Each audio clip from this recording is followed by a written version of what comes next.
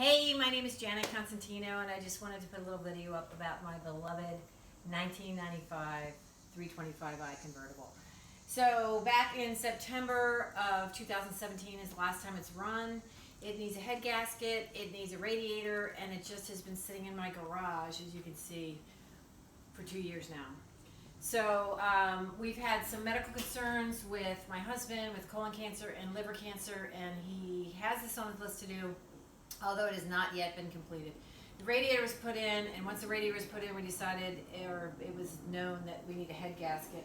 But it's in good working order as far as the body's concerned. It's got 124,000 miles. We have 2 teenagers getting ready to drive. One's driving and another one's starting to drive. So we're really anxious to get this up on the road. Is there any way I can get any help? So if you could take a minute to watch this video, I'd appreciate it. Again, Janet Constantino coming to you from Cary, North Carolina, where the weather is perfect for convertibles. Thanks.